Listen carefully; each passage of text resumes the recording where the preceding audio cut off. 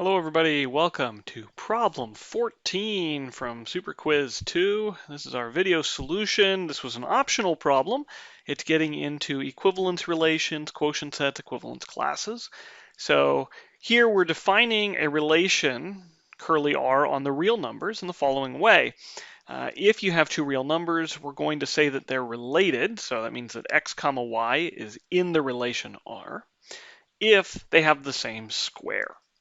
So the first thing to do is to prove that this actually forms an equivalence relation.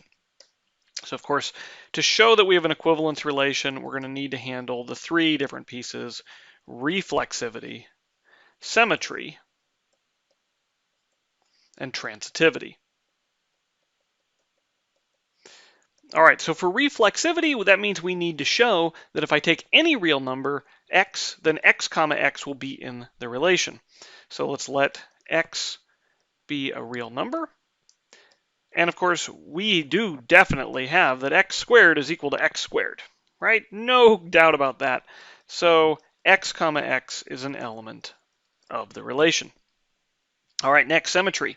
So for symmetry, we need to assume that we have two real numbers, x and y, such that x comma y is an element of R.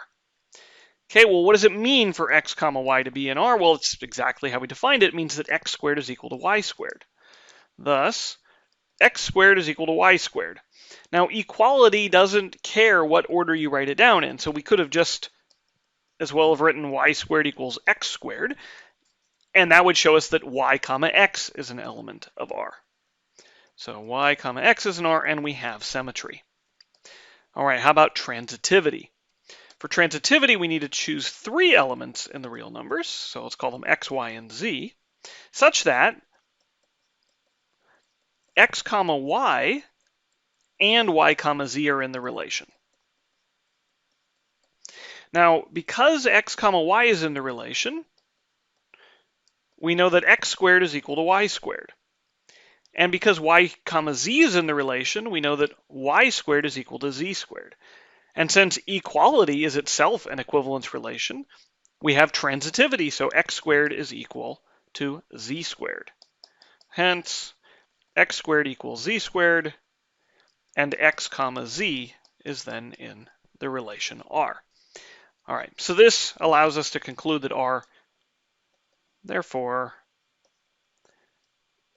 R is an equivalence relation on the real numbers.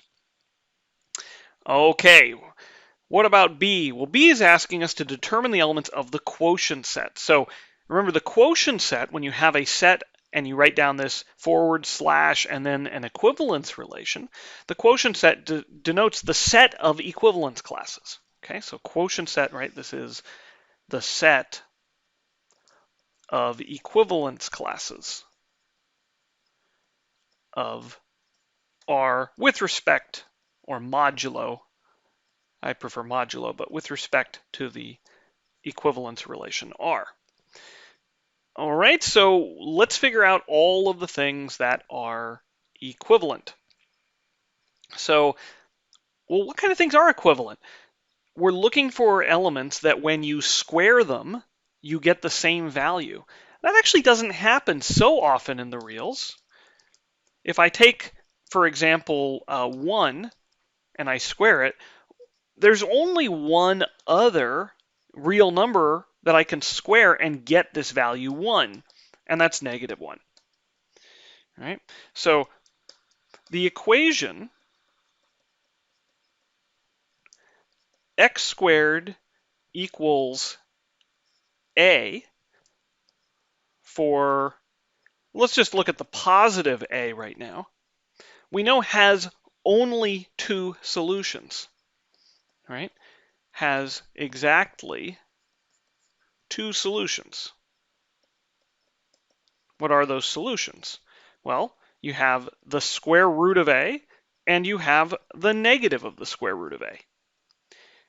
So this tells us that an equivalence class is just going to consist of those two numbers. So this says each equivalence class, except for one, we'll talk about that in a moment, each equivalence class is of the form, take the set plus minus the square root of a,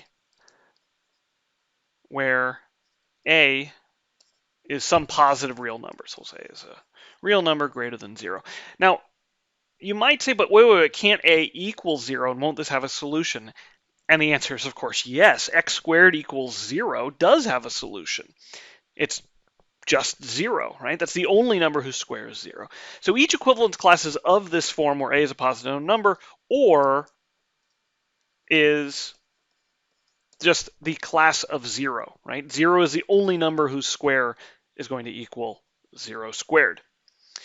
So that's what our equivalence classes look like. And so the quotient set, real numbers modulo this equivalence class R, is going to be the set containing, okay, you have the set containing 0, and then you have the set containing plus or minus the square root of a, where we let a go through all positive real numbers.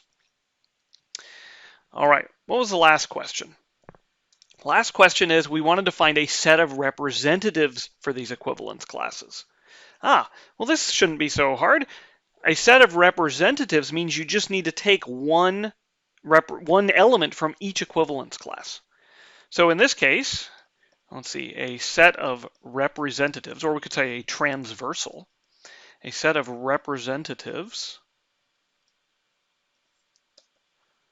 transversal of the reals modulo this this equivalence relation R is, well, why don't we just take 0 and then just take the positive version of each. So we'll just take the square root of a, where a runs through the positive reals. And in fact, this is exactly what happened when somebody said, hey, you know what, we want to write down this square root, right? And do we mean it to be the positive or the negative? And at some point, they decided, hey, this square root symbol means just take the positive ones. So what they were doing was taking a set of representatives of these equivalence classes, which we can see from above just represented solutions to this equation, right? X squared equals a, where a is positive, or in the case of 0, where x squared is equal to 0. Okay, so this is actually pretty fundamental in how we write down our notation. It's not just some silly game. All right, hopefully this is helpful.